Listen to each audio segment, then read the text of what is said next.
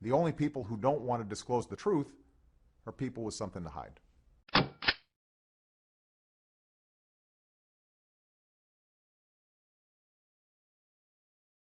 Now, the last time I was in Washington, you probably read something about it, I went to a thing called the Washington Correspondents' Dinner. Has anybody ever heard of this thing? And I walked in, and the press went crazy. I was leading the polls. And by the way, when I decided that I maybe wouldn't do it, I was also leading the polls. I like leading the polls. But I was at the Washington Correspondents' Dinner, and the press was going wild. Will the president be speaking about you, Mr. Trump? Will he say anything? I said, I have no idea. Probably not, but I have no idea. So I'm with my wife, and what happens is the president starts. And in all fairness, he was very respectful and very nice.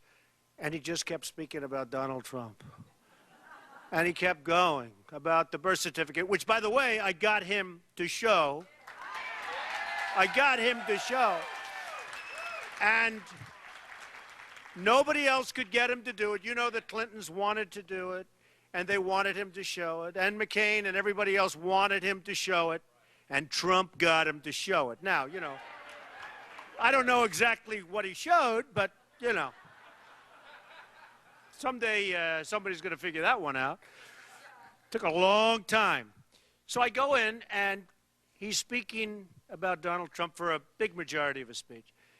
And I'm knocking my wife under the table. I'm saying, honey, can you believe this?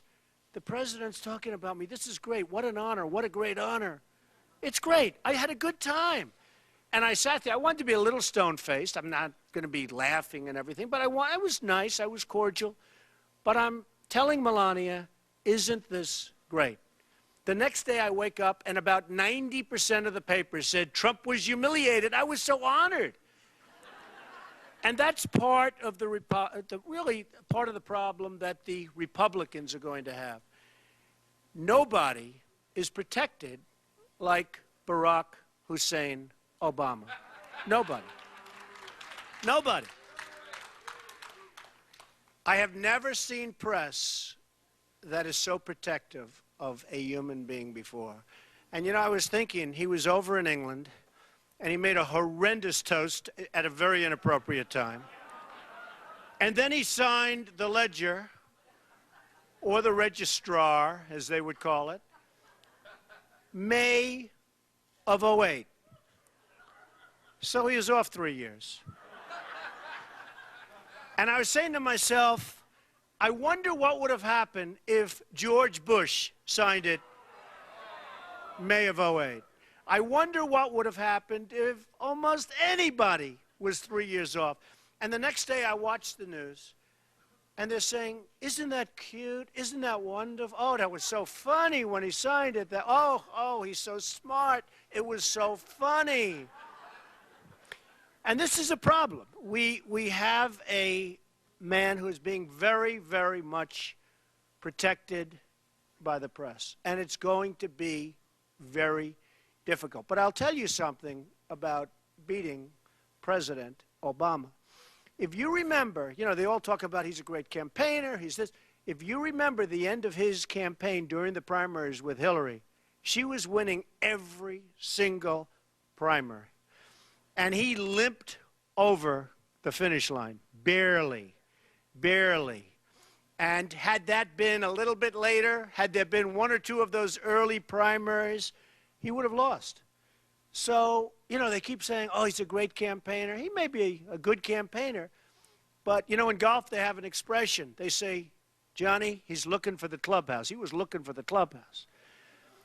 And then you had a problem with the economy, and he got in. And the problem that we have now is unbelievable because the economy has gotten a lot worse, probably will get a lot worse.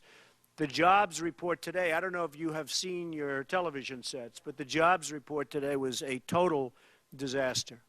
And it's a problem. It's a real problem. We're up to 9.1%, but it's really not 9.1. It's 19 to 20 to 21%. That's the real number.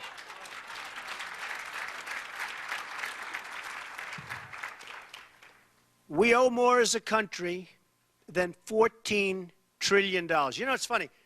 2-3 years ago, you never heard the word trillion. It wasn't a word. Nobody knew what it meant. Today, all you hear is trillion. But we owe more than $14 trillion. And I'll tell you, we need a president. And I think one of the reasons that I have done so well and continue to do so well in terms of a popularity is not because of me. It's because of what I say, because it's basic, it's true, it's common sense, it's business. We need to create a wealthy country again, or we're going down the tubes. I mean, we are on a very slippery slope. And if we don't create wealth in this country soon, it's going to be a very, very long and ugly period of time. The only people who don't want to disclose the truth are people with something to hide.